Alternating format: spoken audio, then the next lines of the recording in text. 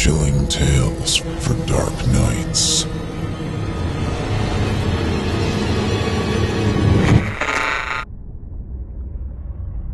The following performance is a third-round entry in the 2017 Evil Idol voice acting competition. Voting is simple. Following the performance, simply click the thumbs up icon on this video if you'd like them to become a member of the team, or the thumbs down if you'd rather they not. Voting on this entry will conclude 1 week after the date of its posting. Good luck to all of our contestants.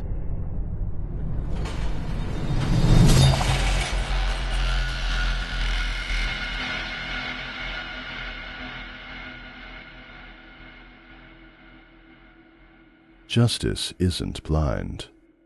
If she cannot see, then it's simply because she doesn't care enough to look. She turned away that dark night my sister was attacked, where even the moon and the stars must have hidden their faces in shame. From all accounts, it was an anonymous act of brutality, an impulsive flight, a brief struggle, the humiliation of rape, and then the lifetime of silent nightmares that must surely follow such depraved violence. I've heard it's a common story where the lonely roads meet beyond the protective halo of street lamps. For all the virtues we profess, there is a savagery dormant in us, waiting only for our fellow man to blink. It is easy to be noble while someone is watching, and the fear of judgment may yet steady our course. But in solitude, the moral compass will lose its bearing, replaced by whichever base instinct can scream louder than our pounding blood. It is some consolation that I found the one who valued his greed over human dignity. Through the course of these confessions, you will see that I am no better than the animal I hunted, so I will waste no time professing my merit now. I buy substances from a man who knew everything that happened in his neighborhood, and like anyone who seeks to profit from another's misfortune, he was willing to sell me the name I required. I found the rapist where he returned to the street my sister suffered upon, pacing and circling like a hungry animal, haunting the doorstep of his last meal. He didn't see me coming, and I made no sound nor spoke no word, save for the poetry of my bullet inscribed in his skull. I should have departed at once, but the satisfaction that his last throes of life promised lured me into complacent voyeurism. I stayed to tell him that my sister sent her love, hoping to purchase her closure with a death rattle rising in his throat. I wasn't expecting repentance, nor did I receive it. "It wasn't the first time, and it won't be the last," were his final words to reach living ears. I have no one to blame but myself and my zealous retribution for failing to notice that he didn't work alone. They were on top of me in moments, wrestling me to the ground and stomping my gun away from my shattered hand. Knives punctured my back and neck, leaving great sucking wounds which inhaled the night air, wounds breathing in place of my own lungs, which were swiftly filled with blood. There weren't any magnanimous thoughts or profound revelations as the lights went out. One moment there was simply light and pain and noise, and then nothing. And then nothing. And then I opened my eyes to find I was no longer of this world. I knew at once, despite the fact that I was sitting at a quite ordinary wooden desk in a room no larger than a janitorial closet. On the desk was a piece of paper, and on the paper was a question, and in that question was written my fate for eternity. Welcome to hell. Would you like to 1. Remain human? You will be tortured by those who became demons. Or 2. Become a demon. You will torture those who remained human. P.S. If there aren't enough people to volunteer to remain human, they will be chosen randomly. I do not believe it is within my nature to torture anyone. Even my sister's abuser received death as fast as an executioner's axe. But no more could it be said it is within my nature to receive torture, as unnatural a human construct as can be imagined. But if I had to choose, as I'm sure many of you would have done so far removed from the judgment of both man and God, then I choose to accept my new home and don the mantle of hell I was offered.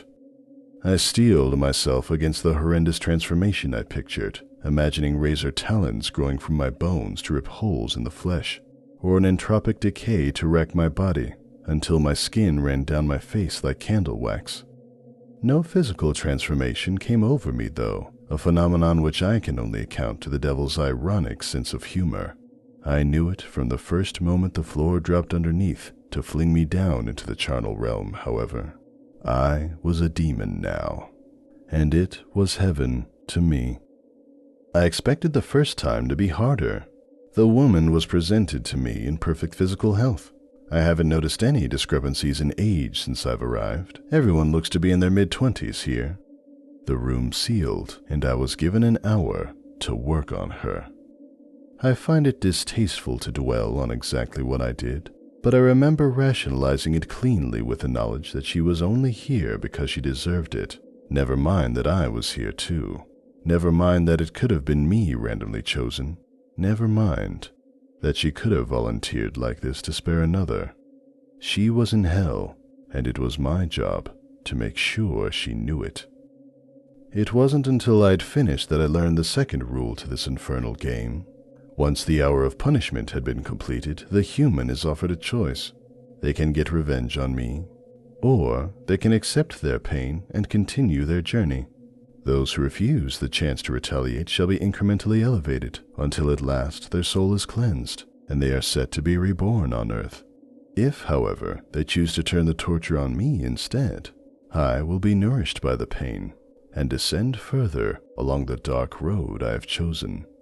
For each blow inflicted upon me, my skin hardens, my muscles tighten, and my power will flourish. It didn't take long for me to realize how to properly play.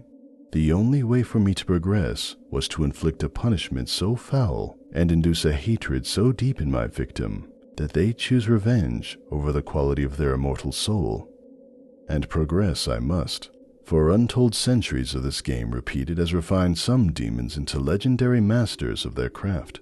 Those demons have carved out kingdoms for themselves in this infernal domain, and through their countless successes have transformed themselves into towering behemoths of apocalyptic ability, shattering the landscape with their tread, and sending their lessers into groveling servitude.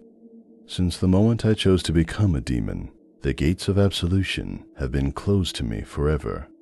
It may be my fate to dwell in this realm, but it was my choice to rule it. And so I went to work honing my skill. It wasn't enough to simply batter the humans into submission. If I was to force their hand against me, I had to get inside their mind, caressing and nurturing their spirit into one of mindless wrath. I learned to expose the subconscious dread lying dormant that even the bravest dare not shed light on. I mastered the art of wetting my brush in nightmares to repaint their memories until all they once knew of life was corrupted by my influence. I promised false salvation, or deceived them into thinking they had escaped, or spoiled their loved ones until they could not contain the anger I imbued within them. But I didn't stop there. I studied the ancient texts of demonic lore recounting the torment of dying stars from the beginning of time. I served under the foulest creatures I could find, watching their methods and improving upon their design. Experimentation, research, and endless practice refined my mastery over the subtle art until I could induce a pain so exquisite that angels would shed their wings for the chance to smite me down. And ever I grew stronger, building a devoted following of my own to gather more humans, ever inventing and facilitating the process of extracting unbearable anguish. My human form twisted into a sentient shadow to reflect the pervasive nature of my approach, each victory making it that much easier to dismantle my prey. And I loved every second of it. I relished in my progression and thought I could live here until the end of time, prospering and expanding my reign to all corners of the nether realm. Perhaps one day I would supplant the devil himself, designing my own games to watch the universe fold and decay under my guiding hand, and perhaps I would have continued this road forever had it not been for the fateful encounter where I finally met my match. A human was pushed into the room with me, and the door closed behind. I had an hour to play, but I wanted more. It was the man who shamed my sister, infuriatingly smug and dismissive of my ability to break his spirit. I thought I would enjoy this more than anything, but to my mounting dismay, he stubbornly refused my influence. He remained passive through the acid wash of his nerves. His mind did not falter as I summoned the image of his father's lamentations against him. Every trick, every torment, every mental ravaging left him smirking, until with exasperation, I resigned myself to simply goad him into action. You must feel cheated, forced to remain human at the mercy of every lowly criminal who cares to punish you. I wasn't forced, he replied. I made the choice. Then you're an idiot who deserves what he gets. And what I'll get is freedom. I told you this wasn't the first time, and that it won't be the last, he said. I've been to hell so many times that it bores me. So that was his secret. He had gotten out before. He knew how to play the game. But it didn't matter, because no one played it like I did. So you really won't retaliate? I asked. No matter what I do? He shook his head, the smirk unaltered. I'm going back to Earth, and when I do, I'm gonna remember this like I always do. I'm gonna wait until I've grown strong again, and just for this, I'm gonna find your sister, and I'm gonna do it again. I had almost forgotten about my sister, about the world above, filled with its myriad of joys and sorrows.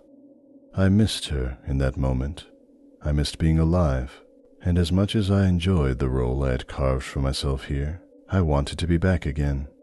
The thought that this monster would patiently wait out his trials, cheating the system over and over to return to his life of sin, it made me sick.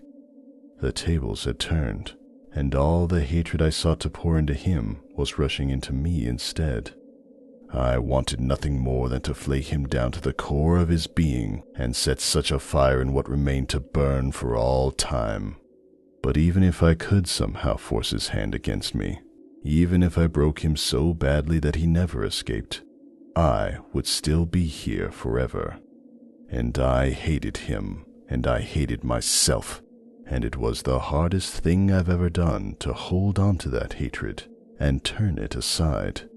And harder still, to let him walk away, to bide my time, sending the weakest demons in my possession so that he might easily resist their influence, watching and waiting and even helping my sister's attacker elevate through hell until the time of his salvation was at hand. It was hard, but it was worth it, because that is when I chose to strike.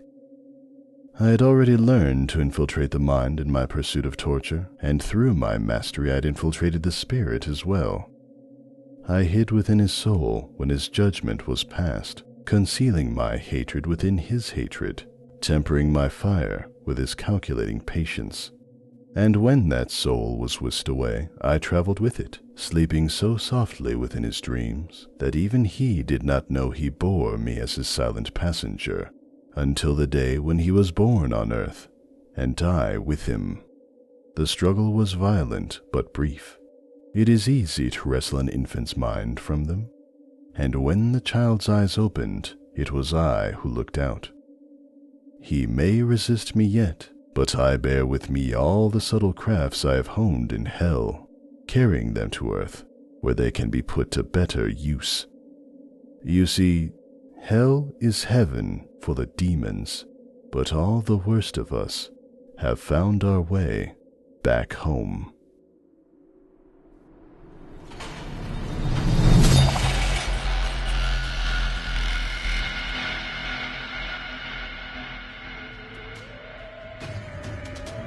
Thank you for listening.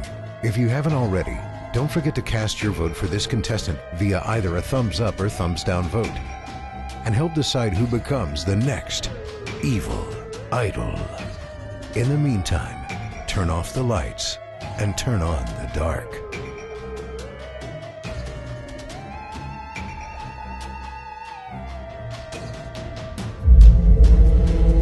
Chilling tales for dark nights.